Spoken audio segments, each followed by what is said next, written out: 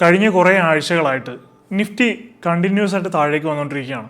26,000 എന്ന് പറയുന്ന ആ ഒരു ലെവലിൽ നിന്ന് അത് ഏകദേശം 23,000 അടുത്തേക്ക്, ഏകദേശം 3000 പോയിന്റ് അടുത്തേക്കാണ് കുറഞ്ഞു വന്നത്. 23,300 സംതിങ് വരെ വന്നു.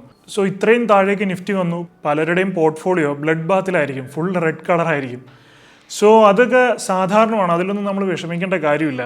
ഇതങ്ങനെ വലിയൊരു മാർക്കറ്റ് ക്രാഷോ അങ്ങനൊന്നുമല്ല. ഇത് നമുക്കൊരു മേജർ കറക്ഷൻ എന്ന് വേണമെങ്കിൽ പറയാം. സ്റ്റോക്ക് മാർക്കറ്റിലേക്ക് ഇറങ്ങിത്തിരിക്കുമ്പോൾ നമ്മൾ ഇതെല്ലാം നേരിടാൻ തയ്യാറായിട്ട് വേണം ഇറങ്ങിത്തിരിക്കാൻ. അല്ലാതെ നമ്മുടെ പോർട്ട്ഫോളിയോ എപ്പോഴും ഇങ്ങനെ ബുള്ളിഷായിട്ട് മുകളിലേക്ക് മാത്രം പോയിക്കൊണ്ടിരിക്കും എന്നൊരിക്കലും വിചാരിക്കരുത്. ഒരു കാര്യം മുകളിലേക്ക് പോയാൽ ഒന്ന് താഴേക്ക് വന്നിട്ടാണ് അടുത്തത് അതിനേക്കാളും മുകളിലേക്ക് പോകുന്നത്. സോ ആ ഒരു രീതിയിലുള്ള ഒരു കറക്ഷനാണെന്ന് വിചാരിക്കുക. മാത്രമല്ല ഈ ഒരു അവസരം നമുക്ക് എങ്ങനെ കറക്റ്റായിട്ട് ഉപയോഗിക്കാം എന്ന് നമ്മൾ പഠിച്ചു വെക്കുക. എപ്പോഴും ഇങ്ങനെയുള്ള ഒരു ഡൗൺ ട്രെൻഡൊക്കെ വരുമ്പോൾ എക്സ്പീരിയൻസ്ഡ് ആയിട്ടുള്ള ആളുകൾ ശരിക്കും ഇതൊരു ഓപ്പർച്യൂണിറ്റി ആയിട്ടാണ് കരുതുന്നത്. ഒരുപാട് സ്റ്റോക്കുകൾ, നല്ല വിലക്കുറവിൽ വാങ്ങിച്ചു വെക്കാനുള്ളൊരു അവസരമായിട്ടാണ് കാണുന്നത്. സോ നമ്മളും അങ്ങനെ തന്നെയാണ് ചെയ്യേണ്ടത്. അപ്പോൾ ഉണ്ടാകുന്ന ഒരു പ്രശ്നം എന്താണെന്ന് വെച്ച് കഴിഞ്ഞാൽ പല ആളുകളുടെയും കയ്യിൽ പൈസ ഉണ്ടാവില്ല എന്നുള്ളതാണ്. കാരണം അവരവരുടെ കയ്യിലുള്ള പൈസ മുഴുവൻ ചിലപ്പോൾ ഇൻവെസ്റ്റ് ചെയ്തിട്ടുണ്ടാവും. അപ്പോൾ ഇങ്ങനെയുള്ളൊരു മാർക്കറ്റ് ഫോളിനെ എങ്ങനെ നേരിടാം, ആ ഒരു സമയത്ത് നമ്മൾ എന്താണ് ചെയ്യേണ്ടത് എന്നാണ് നമ്മൾ ഈ വീഡിയോയിൽ ഡിസ്കസ് ചെയ്യാൻ പോകുന്നത്.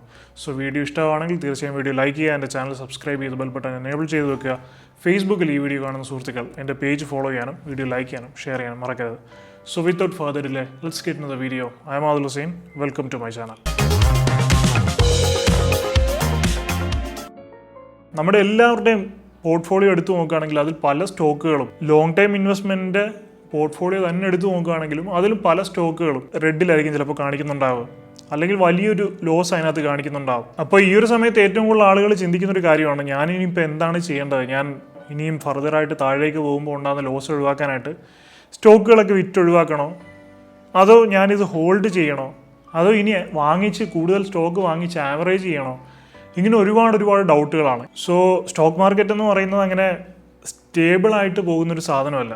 അപ്പ് ആൻഡ് ഡൗൺ ഉണ്ടായിക്കൊണ്ടേയിരിക്കും. അതിപ്പോൾ നമ്മൾ എത്ര കാലം ബാക്കിലോട്ട് എടുത്ത് നോക്കിയാലും അതങ്ങനെ ഉണ്ടായിക്കൊണ്ടിരിക്കും. പക്ഷേ മുമ്പോട്ട് പോകുമ്പോൾ സ്റ്റോക്ക് മാർക്കറ്റ് മുകളിലേക്ക് തന്നെ ആയിരിക്കും പോയിക്കൊണ്ടിരിക്കുന്നത്, ഒരിക്കലും താഴേക്കല്ല വന്നുകൊണ്ടിരിക്കുന്നത്. സോ ചെറിയൊരു ഷോർട്ട് ടൈമിലേക്കുള്ളൊരു ഫോളൊന്നും നമ്മൾ അത്രയും പേടിക്കേണ്ട കാര്യമില്ല. അതുപോലെ NRIs ആയിട്ടുള്ള ഒരുപാട് ആളുകൾ നമ്മുടെ വീഡിയോ കാണുന്നുണ്ട്. അവരും മെസ്സേജ് ചോദിക്കാറുണ്ട്, ബ്രോ സ്റ്റോക്ക് മാർക്കറ്റ് നന്നായിട്ട് വീണുകൊണ്ടിരിക്കുകയാണ്, എന്താണ് ചെയ്യേണ്ടത്, ഇപ്പം ഞങ്ങൾ വാങ്ങിച്ച ലാഭമായിരിക്കുമോ അതോ മാർക്കറ്റിൽ നിന്ന് മാറി നിൽക്കണോ, അങ്ങനെയൊക്കെ ഒരുപാട് ചോദിക്കുന്നുണ്ട്. സ്റ്റോക്ക് മാർക്കറ്റ് വീണുകൊണ്ടിരിക്കുക എന്ന് പറയുമ്പോൾ നമ്മളതൊരു ഇൻവെസ്റ്റ്മെൻറ്റ് ഓപ്പർച്യൂണിറ്റി ആയിട്ട് വേണം കാണാൻ. പൊട്ടൻഷ്യലുള്ള നല്ല സ്റ്റോക്കുകൾ കുറഞ്ഞ വിലയ്ക്ക് നമുക്ക് കിട്ടുന്നു. അപ്പോൾ എവിടെ എങ്ങനെ ഇൻവെസ്റ്റ് ചെയ്യണം എന്നുള്ളത് നമ്മൾ കുറച്ച് ആലോചിച്ച് ചെയ്യേണ്ട കാര്യമാണ്. ഇനിയിപ്പോൾ ഒട്ടും റിസ്ക് ഇല്ലാതെ അത്യാവശ്യം നല്ല റിട്ടേൺസ് കിട്ടുന്ന രീതിയിൽ ഇൻവെസ്റ്റ് ചെയ്യാനാണെങ്കിൽ കുറച്ച് ഇൻവെസ്റ്റ്മെൻറ്റ് ഓപ്പർച്യൂണിറ്റി ഞാൻ പരിചയപ്പെടുത്താം. നമ്മൾ ഇടുന്ന പണം സേഫാക്കിക്കൊണ്ട് തന്നെ മാർക്കറ്റിൽ നിന്ന് ലോങ് ടൈമിൽ നല്ല റിട്ടേൺസ് നമുക്ക് നേടിത്തരുന്ന ഫണ്ടുകൾ, അതുപോലെ ഗ്യാരണ്ടീഡ് റിട്ടേൺ തരുന്ന അങ്ങനെ ഒരുപാട് ഓപ്ഷൻസ് ഉണ്ട്. ഞാൻ കമന്റിലും ഡിസ്ക്രിപ്ഷനിലും കൊടുത്തിരിക്കുന്ന ലിങ്ക് ഒന്ന് ചെക്ക് ചെയ്ത് നോക്കുകയാണെങ്കിൽ ഇന്ത്യയിലെ മികച്ച ധാരാളം കമ്പനികളുടെ NRI ഇൻവെസ്റ്റ്മെന്റ് സ്കീംസ് നിങ്ങൾക്ക് അവിടെ കാണാൻ സാധിക്കും. ലോകത്തിലെ തന്നെ ഫാസ്റ്റസ്റ്റ് ഗ്രോയിങ് എക്കണോമീസിൽ ഒന്നാണ് ഇന്ത്യ.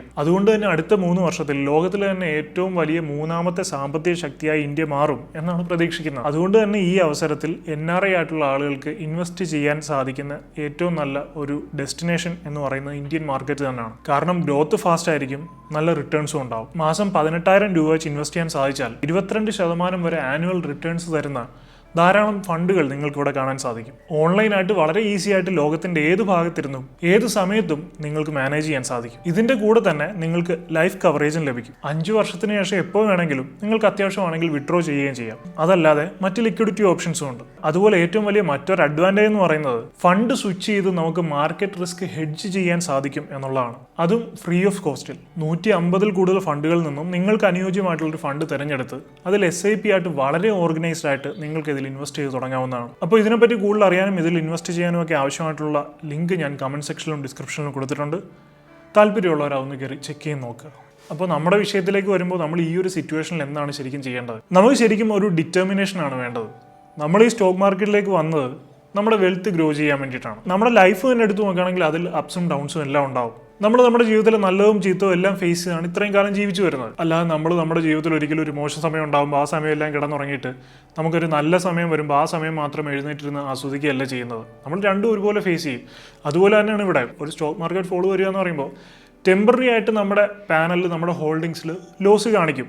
അത് ഡിജിറ്റലി ഉള്ള ലോസ് മാത്രമാണ്, പേപ്പർ ലോസ് മാത്രമാണ്, റിയലൈസ്ഡ് ലോസ് അല്ല. സോ നമ്മൾ ആ ഒരു ലോസ് ബുക്ക് ചെയ്താൽ മാത്രമേ അത് റിയലൈസ്ഡ് ആയിട്ടുള്ള ഒരു ലോസ് ആകുന്നുള്ളൂ. ഇനി നമുക്ക് ഓരോ സെഗ്മെന്റ് ആയിട്ട് ഓരോ ആളുകളും, അതായത് ഒരു ഇൻട്രാഡേ ചെയ്യുന്ന ആൾ, അല്ലെങ്കിൽ സ്വിംഗ് ട്രേഡ് ചെയ്യുന്ന ആൾ, ലോങ് ടേം ഇൻവെസ്റ്റേഴ്സ്, ഇവർ 3 പേരും ഒരു മാർക്കറ്റ് ക്രാഷിന്റെ സമയത്ത് എന്താണ് ചെയ്യേണ്ടതെന്ന് നമുക്ക് നോക്കാം. ഇപ്പോൾ ആദ്യം നമുക്ക് ലോങ് ടേം ഇൻവെസ്റ്റേഴ്സിനെ തന്നെ എടുക്കുകയാണെങ്കിൽ നമ്മൾ ആദ്യമേ പറഞ്ഞ പോലെ അവർ ഒരു വിധത്തിലും പേടിക്കേണ്ട കാര്യമില്ല. കാരണം നമ്മൾ ലോങ് ടൈമിൽ ഒരു സ്റ്റോക്കിൽ ഇൻവെസ്റ്റ് ചെയ്യാന്ന് പറയുമ്പോൾ ആ സ്റ്റോക്കിന്റെ ഫണ്ടമെന്റൽസ് നോക്കി, ഫണ്ടമെന്റലി സ്ട്രോങ് ആയിട്ടുള്ള സ്റ്റോക്കാണോ എന്ന് നോക്കിയിട്ടൊക്കെയാണ് നമ്മൾ ഒരുപാട് സ്റ്റഡീസ് നടത്തിയിട്ടാണ് ഇൻവെസ്റ്റ് ചെയ്യുന്നത്. മാത്രമല്ല ആ സ്റ്റോക്കിന്റെ ഫണ്ടമെന്റൽസിന് ഇപ്പോഴും പ്രശ്നങ്ങളൊന്നും ഇല്ലെങ്കിൽ താൽക്കാലികമായിട്ടുള്ള മാർക്കറ്റ് ഫോളിൽ നമ്മൾ ഒരിക്കലും പേടിക്കേണ്ട കാര്യമില്ല. കാരണം ഒരിക്കലും ആ സ്റ്റോക്കിന്റെ കുഴപ്പം കൊണ്ടല്ല സ്റ്റോക്ക് താഴേക്ക് വന്നത്. മൊത്തത്തിൽ മാർക്കറ്റിൽ ഉണ്ടാകുന്ന ആ ഒരു ഫോള് ഇതിനെയും ഇമ്പാക്ട് ചെയ്തു എന്നേ ഉള്ളൂ.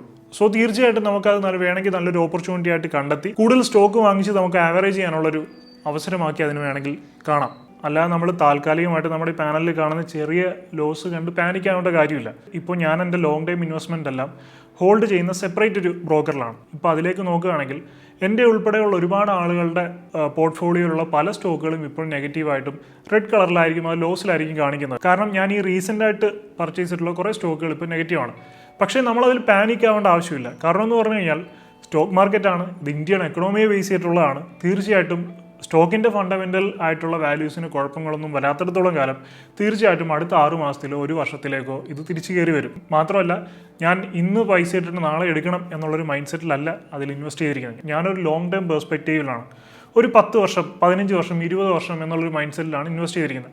അതുകൊണ്ട് തന്നെ അത് പേടിക്കേണ്ട കാര്യം പോലും ഇല്ല. പിന്നെ നമ്മൾ മാർക്കറ്റ് വാച്ച് ചെയ്തുകൊണ്ടിരിക്കുക, നമ്മൾ ഇൻവെസ്റ്റ് ചെയ്തിരിക്കുന്ന സ്റ്റോക്കുകളിലൊക്കെ എന്തെങ്കിലും ഫണ്ടമെൻ്റലി ഉള്ള പ്രശ്നങ്ങൾ വരുന്നുണ്ടോ, അല്ലെങ്കിൽ ആ സ്റ്റോക്കിന് മാത്രമായിട്ടുള്ള എന്തെങ്കിലും പ്രശ്നങ്ങൾ വരുന്നുണ്ടെങ്കിൽ നമ്മൾ പെട്ടെന്ന് അത് വിറ്റൊഴിവാക്കുന്നതായിരിക്കും ബെറ്റർ. അങ്ങനെ ഇല്ലാത്തിടത്തോളം കാലം നമ്മളിങ്ങനെ പേടിക്കേണ്ട ഒരു കാര്യമില്ല. നമ്മൾ എപ്പോഴും അതിലേക്ക് കയറി നോക്കി ടെൻഷൻ ആവേണ്ട കാര്യമില്ല. നമ്മൾ ഇതിനകത്ത് എപ്പോഴും കയറി നോക്കുമ്പോഴാണ്, വേറെ ഒരു പ്രശ്നങ്ങളും ഇല്ലെങ്കിൽ നമ്മൾ എപ്പോഴും ഇതിനകത്ത് കയറി നോക്കുമ്പോഴാണ് നേരത്തെ ഇത്രയും ലാഭത്തിലായിരുന്നല്ലോ, ഇപ്പോൾ ഇത്രയും ലോസിലായല്ലോ, എൻ്റെ ഇത്രയും രൂപ പോയല്ലോ, ഞാനിത് വിൽക്കണോ, അങ്ങനെ വിൽക്കണം, അത് വിറ്റൊഴിവാക്കണം, ലോസ് ബുക്ക് ചെയ്യണം എന്ന് പറയുന്നൊരു ചിന്ത നമുക്ക് വരുന്നത്. നമ്മൾ ശരിക്കും ആ ഒരു സമയത്ത് ലോസ് ബുക്ക് ചെയ്യുമ്പോഴാണ് അത് റിയലൈസ്ഡ് ലോസായി മാറുന്നത്. അപ്പോൾ പല ആളുകൾക്കും സംഭവിക്കുന്ന ഒരു സൈക്കോളജിക്കൽ പ്രോബ്ലമാണ്, വില കൂടി നിൽക്കുമ്പോൾ വാങ്ങിക്കും, എന്നിട്ട് ആ വില ഇടിയുന്ന സമയത്ത് അത് വിറ്റൊഴിവാക്കി ലോസ് ബുക്ക് ചെയ്യും. വില കൂടി നിൽക്കുമ്പോൾ വാങ്ങിച്ചെങ്കിൽ വീണ്ടും വില കൂടുമ്പോൾ അത് വിൽക്കും, അത് ഹോൾഡ് ചെയ്തിട്ട് വില കൂടുമ്പോൾ വിൽക്കും. ഇനി അടുത്ത കാര്യം, നമ്മളിത് വാങ്ങിച്ച് ആവറേജ് ചെയ്യണമെന്ന് പറഞ്ഞു. സോ എങ്ങനെയാണ്, എപ്പോഴാണ് ആവറേജ് ചെയ്യേണ്ടത്? സ്റ്റോക്ക് മാർക്കറ്റിൽ അത്രയും എക്സ്പീരിയൻസ് ആയിട്ടുള്ള ചില ആളുകൾ പറയുന്നത് ഓരോ 500 പോയിന്റ്സ് താഴേക്ക് വരുമ്പോഴും നമുക്ക് കുറേശ്ശെ ആയിട്ട് സ്റ്റോക്ക് വാങ്ങിച്ച് ആവറേജ് ചെയ്യാന്നുള്ളതാണ്. എന്നെ സംബന്ധിച്ചിടത്തോളം ഞാൻ അത് ഫോളോ ചെയ്യുന്ന ഒരാളല്ല. ഞാൻ ഓരോ 500 പോയിന്റ്സ് വീഴുമ്പോഴും അങ്ങനെ വാങ്ങിച്ച് ആവറേജ് ചെയ്യാറില്ല. ഒരു ഫോളൊക്കെ ആണെങ്കിൽ ഞാൻ ആ സ്റ്റോക്കിനെ വാച്ച് ചെയ്യും, ഞാൻ എൻ്റെ വാച്ച് ലിസ്റ്റിൽ എടുത്തിടും. അത് കഴിഞ്ഞ് മാക്സിമം ആ സ്റ്റോക്ക് എത്രത്തോളം താഴേക്ക് പോകുന്നു നോക്കും. താഴേക്ക് പോയി അത് തിരിച്ച് കയറി ഒരു സ്റ്റേബിളായി തിരിച്ച് കയറുന്നു എന്ന് കാണുമ്പോഴാണ് ഞാൻ വാങ്ങിച്ച് ആവറേജ് ചെയ്യാറ്. അപ്പോൾ ഈ ഫോണിൻ്റെ മുഴുവൻ പൊട്ടൻഷ്യലും നമുക്ക് എക്സ്പ്ലോർ ചെയ്യാൻ ചിലപ്പോൾ സാധിക്കില്ല, പക്ഷേ ആവശ്യമില്ല, അത്യാവശ്യം നല്ലൊരു പ്രൈസിൽ തന്നെ നമുക്കത് കിട്ടും. ഈ മുഴുവൻ പൊട്ടൻഷ്യലും ഒക്കെ എക്സ്പ്ലോർ ചെയ്യാൻ നമ്മൾ നിൽക്കുമ്പോഴാണ് നമ്മളതിനകത്ത് പെട്ടുപോകുന്നത്. കാരണം ഓരോ പ്രൈസ് മൂവ്മെൻറ്റ് ഇടിയുമ്പോഴും ഇതായിരിക്കും അതിൻ്റെ എൻഡ്, ഇത്രയുമായിരിക്കും അത് വരുന്നതെന്ന് വിചാരിച്ച് നമ്മൾ വീണ്ടും അത് വാങ്ങിക്കും. അത് കഴിഞ്ഞ് വീണ്ടും താഴേക്ക് പോകും, അത് കഴിഞ്ഞ് വീണ്ടും വാങ്ങിക്കും. അവസാനം നമുക്ക് വാങ്ങിച്ച് ആവറേജ് ചെയ്യാൻ പോലും പൈസ ഇല്ലാതാവും, ആ സ്റ്റോക്ക് നല്ല രീതിയിൽ താഴേക്ക് പോവുകയും ചെയ്യും. അതുകൊണ്ട് തന്നെ ഞാൻ ചെയ്യുന്നൊരു കാര്യം എന്ന് പറഞ്ഞാൽ മാക്സിമം ആ സ്റ്റോക്ക് എത്രത്തോളം താഴേക്ക് പോകും നോക്കും, അതിൻ്റെ എൻഡ് എത്തി അത് തിരിച്ച് കയറി ഒന്ന് സ്റ്റേബിളായി ചിലപ്പോൾ ഒരു 10% ഒക്കെ തിരിച്ച് കയറി ഇനി അത് മുകളിലേക്ക് പോകുമെന്ന് ഉറപ്പായി കഴിയുമ്പോൾ ഞാനത് വാങ്ങിച്ച് ആവറേജ് ചെയ്യാറുണ്ട്. അപ്പോഴേക്കും നമുക്ക് ആ സ്റ്റോക്കിൻ്റെ ആ ഒരു ഫോളിൻ്റെ 10% മാത്രമേ നഷ്ടപ്പെടുള്ളൂ, ബാക്കി അത്രയും നമുക്ക് അതിൻ്റെ ബെനിഫിറ്റ് യൂട്ടിലൈസ് ചെയ്യാൻ, നമുക്ക് അതിൻ്റെ അത്രയും ബെനിഫിറ്റ് എടുക്കാൻ സാധിക്കും. സോ എന്നെ സംബന്ധിച്ചിടത്തോളം അതാണ് ബെറ്റർ ആയിട്ടുള്ള ഒരു ഓപ്ഷൻ. ആ സ്റ്റോക്ക് എത്രത്തോളം വീഴുന്നു നോക്കുക, അത് കഴിഞ്ഞ് അത് ആ ഒരു താഴെ വന്ന് ഒരു സപ്പോർട്ട് എടുത്ത് തിരിച്ച് സ്റ്റേബിളായി തിരിച്ച് കയറുന്ന സമയത്ത് വാങ്ങിക്കുന്നതായിരിക്കും ബെറ്റർ എന്ന് പറയുന്നത്. ഇനി സെക്കൻഡ് കാറ്റഗറി ആളുകളിലേക്ക് വരുമ്പോൾ സ്വിംഗ് ട്രേഡേഴ്സ്. ഏറ്റവും നല്ല സേഫ് ആയിട്ടുള്ള ഒരു ട്രേഡിംഗ് മെത്തേഡാണ് സ്വിംഗ് ട്രേഡിംഗ് എന്നാണ് നമ്മൾ വിശ്വസിക്കുന്നത്. പക്ഷേ ഇങ്ങനെയുള്ള സഡൻ ആയിട്ടുള്ള മാർക്കറ്റ് ഫോൾസ് വരുമ്പോൾ അത് ഏറ്റവും കൂടുതൽ ബാധിക്കുന്നത് സ്വിംഗ് ട്രേഡേഴ്സിനെയാണ്. കാരണം ഇൻട്രാഡേ ട്രേഡേഴ്സിനെ സംബന്ധിച്ചിടത്തോളം അവർക്ക് പ്രശ്നമല്ല, കാരണം അവർ ഡേ ട്രേഡ് ചെയ്യുന്ന ആളുകളാണ്. അപ്പോൾ ഒരു ദിവസത്തിലുണ്ടാകുന്ന പ്രൈസ് മൂവ്മെൻറ്റ്സ് മാത്രമേ അവരെ അഫക്റ്റ് ചെയ്യാറുള്ളൂ.